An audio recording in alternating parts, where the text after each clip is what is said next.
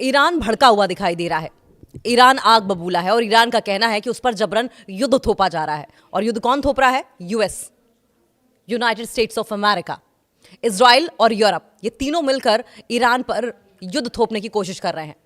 राष्ट्रपति पेजेस्किन की ओर से अब धमकी दी गई और कहा गया है कि अब लड़ाई ऐसा नहीं कि छोटी मोटी होगी, अब लड़ाई निर्णायक लड़ी जाएगी, अब ये आर या पार वाली स्थिति होगी। इजराइल और अमेरिका के साथ अब जो जंग जारी रहेगी वो पूरे पैमाने पर जारी रहेगी। इसका मतलब है कि फुल स्केल वॉर देखने को मिलेगी अब इजराइल और अमेरिका के साथ ईरान की। और ये बहुत ही क्लियर कट कह दिया ईरान के राष्ट्रपति पेजेस्किन की ने, उनकी ओर से बयान भी दिया गया। और बयान में क्या कहा गया?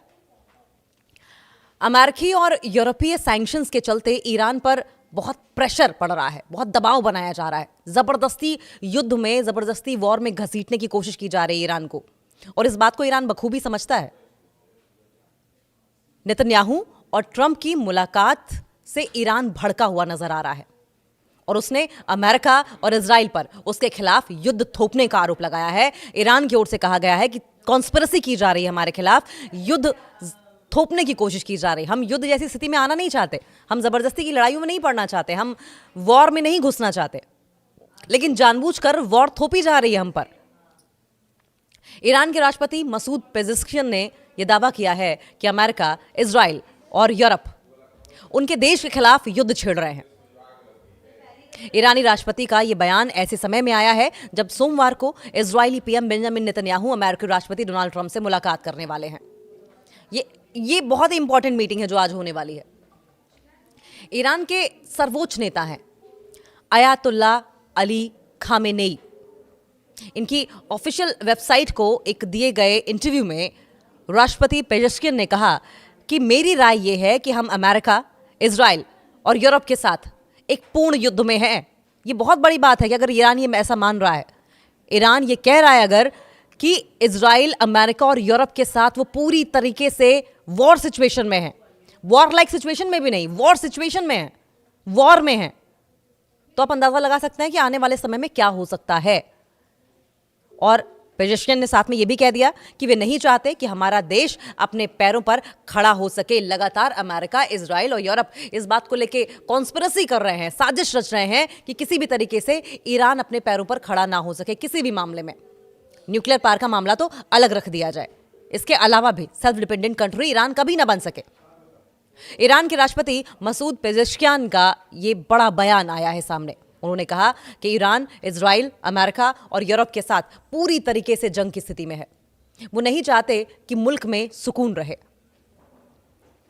और ईरान प्रेसिडेंट का ये बिग स्टेटमेंट अब किस तरीके से टर्निंग पॉइंट बनेगा या कोई मैसेज देने की कोशिश है, इशारा है किसी तरफ, यह भी सवाल उठ रहा है इस वक्त।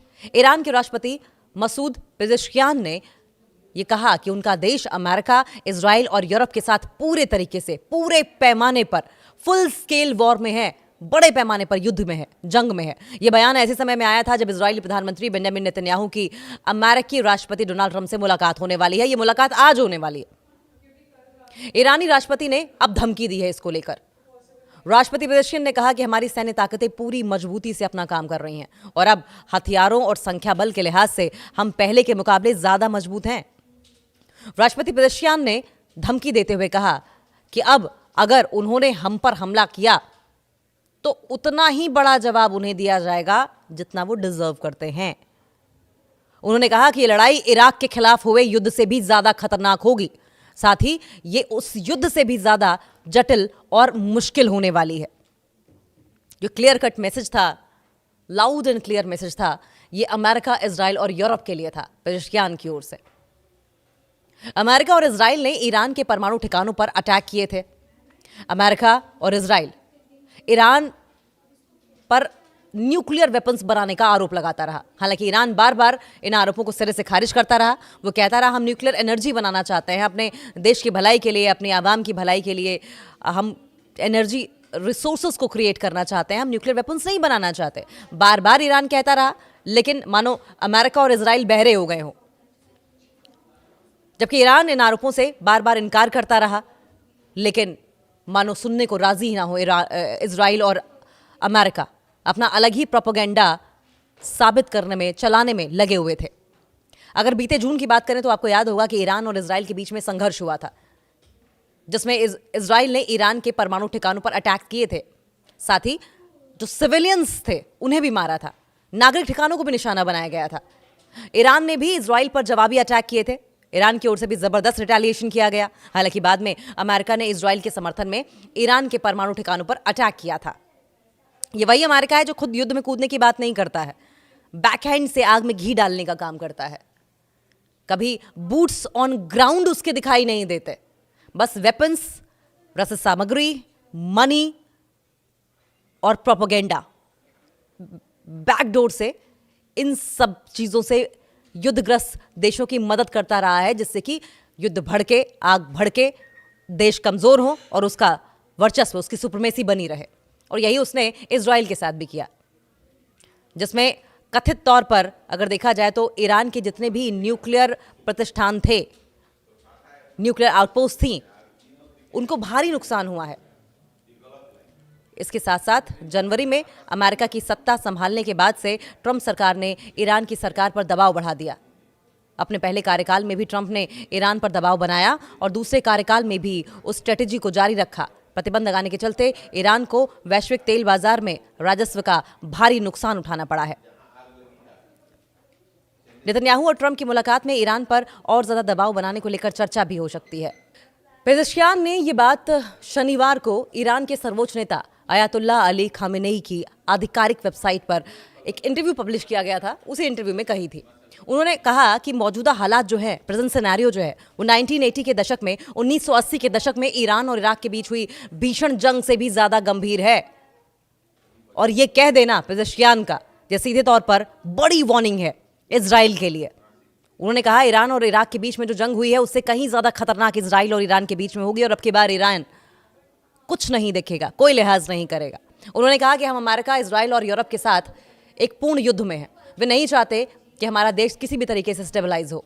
1980 से 1988 में जिस तरीके से जंग हुई थी उससे भी ज्यादा भयानक जंग, भयावह जंग अब की बार होगी। आपको याद होगा कि इराक और ईरान के बीच में किस तरह की जंग हुई थी। ईरानी राष्ट्रपति ने यह भी कहा कि पश्चिमी देशों की ओर से ईरान के खिलाफ छेड़ी गई ये जंग 1980 से 1988 के बीच में ईरान और इराक के युद्ध की तुलना में, ईरान और इराक के बीच जो जंग हुई थी उसकी तुलना में कहीं ज्यादा डिफिकल्ट होगी, कहीं ज्यादा कॉम्प्लिकेटेड होगी, कहीं ज्यादा तबाही मचाएगी। उस युद्ध में दोनों पक्षों को मिलाकर 10 लाख से ज्यादा लोग मारे गए थे और अब की बार क्या होगा इसका अंदाजा भी नहीं लगाया जा सकता। युद्ध की विभीषिका ऐसी होगी कि दुनिया याद करेगी।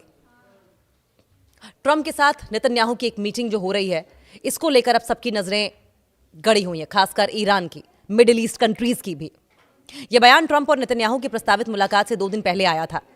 नेतन्याहू की अमेरिका यात्रा के दौरान होने वाली इस बैठक में ईरान एक इंपॉर्टेंट मुद्दा रहेगा, एक क्रूशियल टॉपिक रहने वाला है ईरान का मुद्दा इजराइल और अमेरिका के बीच में। और इसके साथ ही गाजा में सीज फायर के अगले फेज पर भी बातचीत हो सकती है। गाजा के खिलाफ जंग शुरू होने के बाद से नेतन्याहू का अमेरिका कई बार दौरा हो चुका है।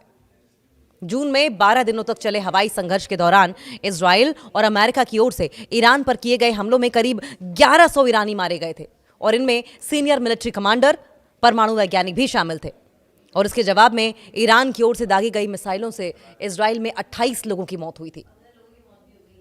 इजराइल ने शुरुआत की, आपको याद होगा कि इस जंग की शुरुआत इजराइल के जरिए की गई थी। इजराइल सबसे पहले न्यूक्लियर साइंटिस्ट और सेना से जुड़े लोगों को निशाना बनाता रहा।